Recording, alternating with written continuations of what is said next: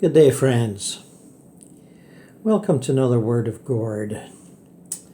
Today, in celebration of the upcoming re-release of my 2009 book, An American in Heaven, now as of February the 1st, 2023, available as an ebook. And this was a novel I'd written after 2 or 3 nonfiction books detailing my out-of-body experiences in the various spirit realms. And I wanted to expand that audience that I'd gained with a rather more light-hearted, feisty, giddy novel. And I wanted to situate it in one of these astral plane college towns, of which there are quite a few. And they cater to the needs of teenagers who have died in some shocking and unexpected fashion. Drugs, drinking, suicide, car accidents, all that sort of thing. And like many places on the astral plane, these landscapes and communities are created specifically for certain types of souls. And I just thought it was appropriate that people find out about this. And it felt like the best way to do it was a novel rather than personal experience, although many of my OB experiences are wrapped up into this in many different ways. The characters are composites, but I have been to and interacted with the inhabitants of such places. My protagonist is Melanie, and she's a feisty, mouthy, don't give a shit teenager who doesn't know much but thinks she knows it all, and has passed in a car accident with her friend Eric, who survived and is now on Earth in a wheelchair, while she is finding that being in the afterlife is one heck of a lot of fun. So she has lots of different experiences. Lots and lots. And this is the book cover. The ebook has a different cover. And all available in the usual spots as of February the 1st. Here's one of her experiences. When I came across the architects, I was on my way to church. Yeah, you heard right, church. There's a couple here, well, at least 4 that I know of, and a synagogue and a Quran place. What do they call them, temples? It's not a particularly religious place, this, such a college-age party town, but they have churches in case we get bored or freaked or something. At least that's the way it seems to me. I'd met a few religious kids in my dorm building area, or at least they looked and acted that way. Some were just continuing on with the life they'd led as kids with their parents, without really knowing why. But then a lot of us are doing that, and some seemed like they were really on to something, like the existence of the afterlife proved what their Bible predicted. This I picked up from shooting the breeze in one of the lounges.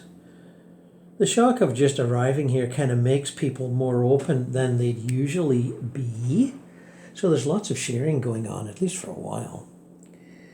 Sonia, that's my guide, remember, had asked me a couple of times if I felt like religion would be something I'd be interested in. I said, nah, a couple of times, not really sure of what I wanted, but not ready to take that kind of step. But I guess I had some lingering something or others going because I kept thinking about going and checking it out.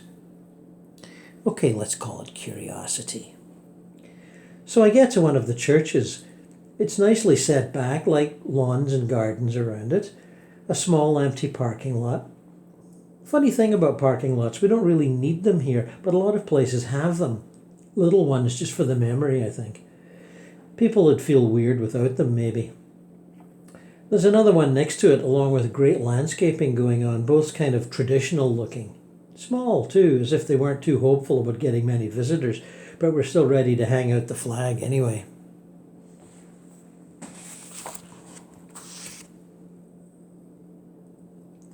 Well, wouldn't you know it, I meet the pastor's wife coming out. But it's actually the pastor herself. Liz, she tells me to call her. Fine with me. How do you do? I'm Mel. I ask her if she gets many kids coming around. She says, yeah, quite a few. Some to try it out, some to settle in, and some just to talk a bit. I tell her I'm probably the only talker, but she says that's no problem. She's got all the time in the world now. Turns out she was a minister's wife on earth, but died of cancer. The Lord took me for a reason, and I think this is it. She seems happy enough, so I guess she's adjusted and all. Like other church types I met on earth, she seems to feel that everything in her life and now death has a reason. That none of it, just happened. I guess I don't get that.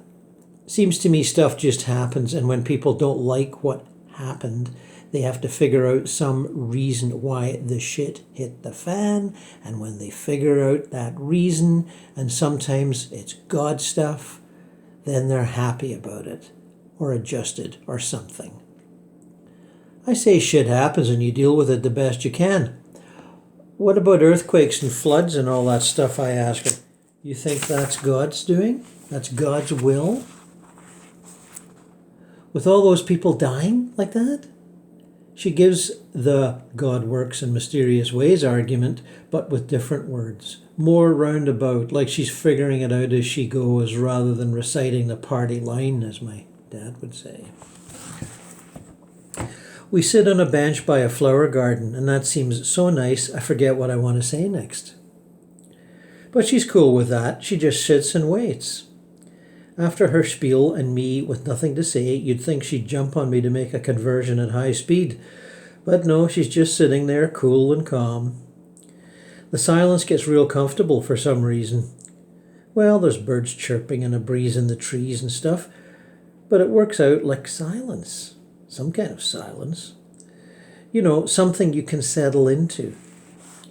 Eventually, we agree that this world, whatever it is, heaven or nearly heaven, is so great, Liz says sublime, just kind of being is all you need. That leads us into wondering how and why. Liz thinks it's God's gift to us after a lifetime of challenge and suffering. Like a reward, I ask? Well, maybe. But maybe it's the next stage of growth. Like evolution, like adapting and stuff? Liz says she was thinking more blossoming than adapting. She's not sure Darwin had all the answers. I ask if she thinks the church has all the answers. Maybe it's the way I asked, like I won't take any shit, but she looks pensive for a moment before answering. As far as she's concerned, Jesus has the answers, not the church. Church, she goes on, are like repositories of questioning faith. Because all true faith is questioning, and they should be available to all seekers to either practice their faith or air their doubts. I bring up Muhammad and Buddha. Liz says she can't speak for them, although she met some very nice Buddhists and Muslims when she was alive. Her husband initiated some interfaith dialogues in their community, and they were still ongoing when she passed. In fact, people of several faiths attended her funeral, and she could feel all their goodwill and prayers. She really felt blessed. I know what she means. The funeral vibe was really strong for me, nearly too much. What about wars and shit? Where do all those religious guys in the White House get off starting wars like they do? I mean, what's Christian about that? Liz comes on with the judge not that you be not judged stuff and says they must have known things they couldn't tell us. I tell her about my granny, the 75-year-old peace activist, and what she would say to that. She laughs and says, "Oh, she must be a Democrat." I give her granny's line. The Democrats are too stupid to be corrupt, and the Republicans are too stupid to be anything but corrupt. She laughs even harder and then tells me she prefers to stay out of politics altogether, as it only makes people angry with each other. I see that for what it is, one of those get me off the hook remarks, but don't push her on it. Despite my feisty bitch pose, I've still got touches of, what do I know, I'm just a kid, in me. Then I ask if she's changed her religious views since dying. Yeah, is the answer.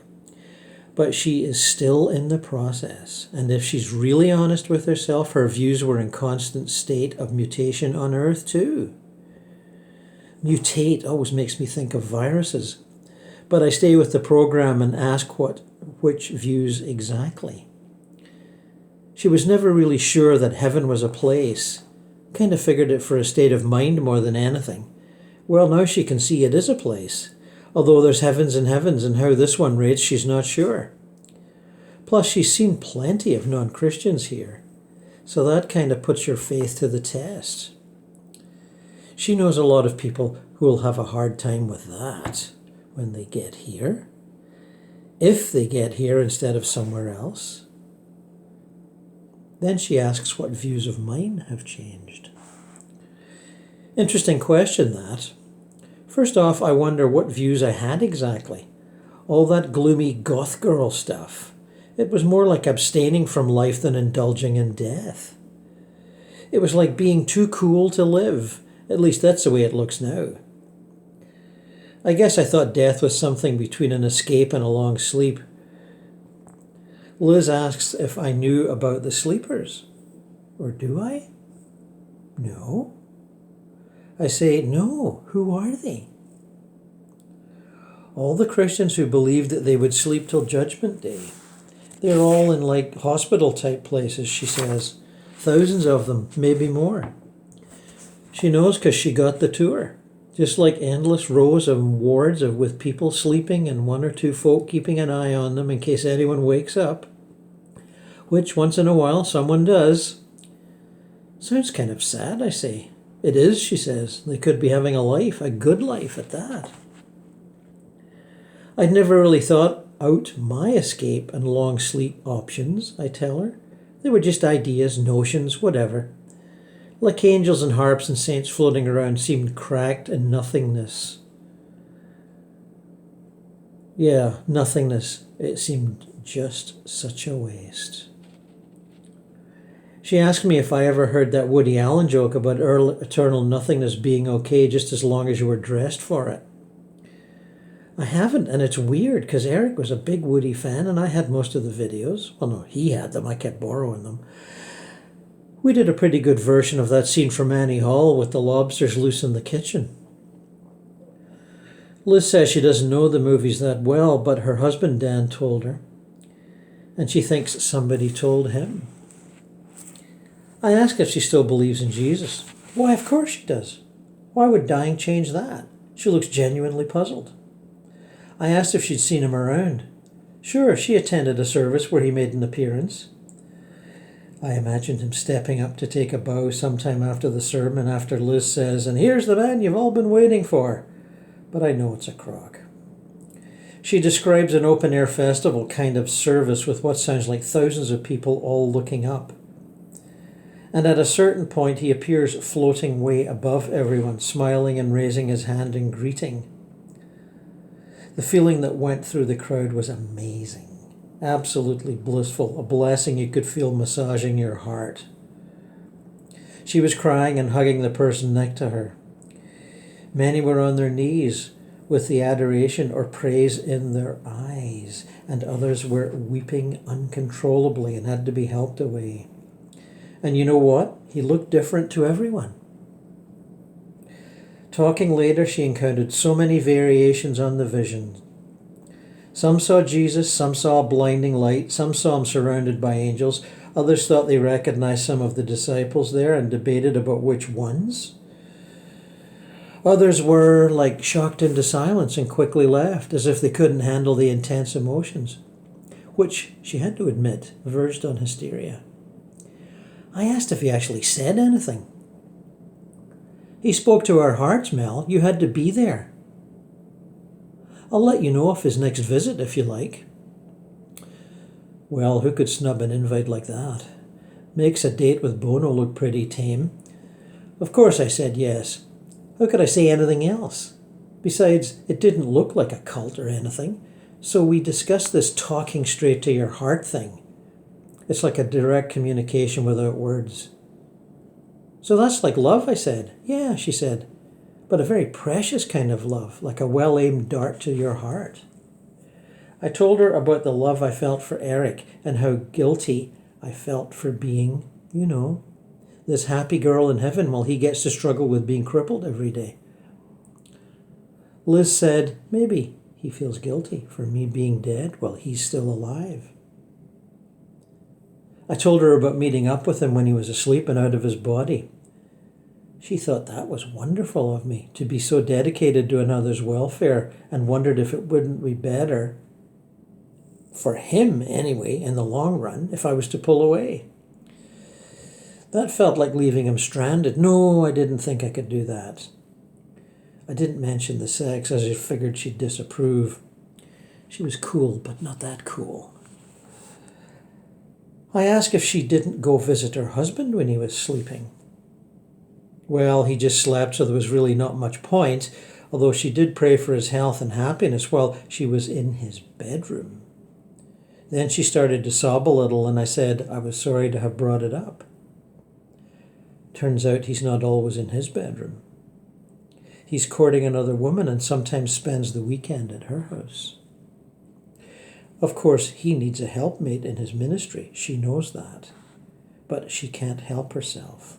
She knows it's selfish, and she's prayed for strength to cope.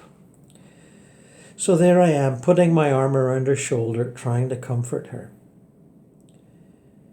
She's not as bad as my mom, so it's a bit easier that way. With my mom, I'm this useless ghost girl that can't do much. At least here, with both of us dead, we can relate. She comes around eventually and wants to show me around the church. It's just a kind of church, if you know what I mean. Nothing special that I could see. But I was polite and nodded and smiled at all the right places. My gran taught me that.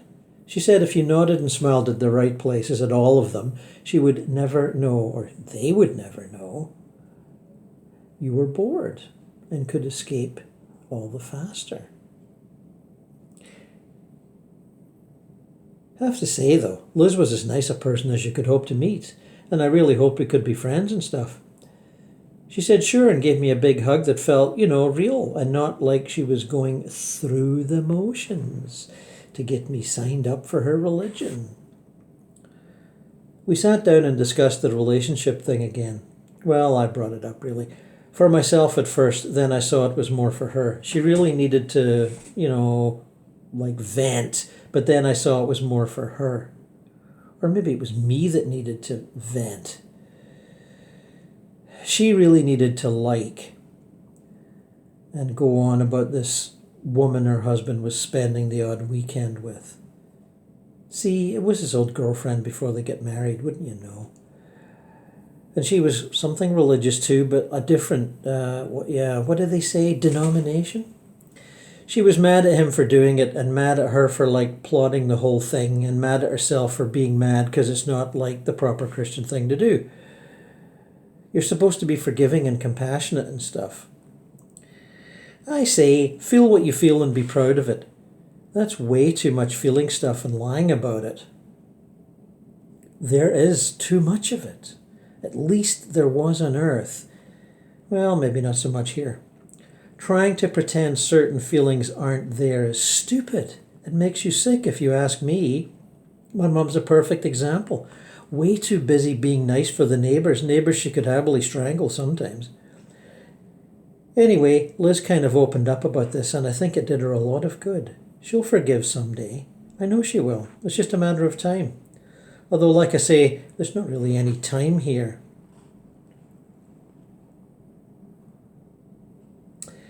I didn't tell her about Grant,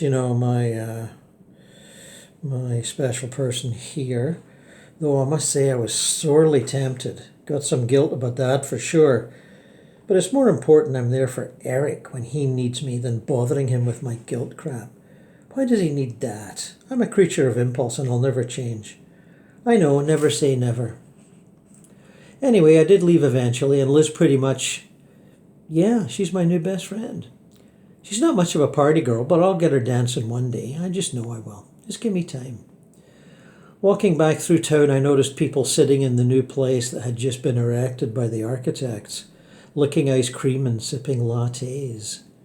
We do stuff fast here, I tell you.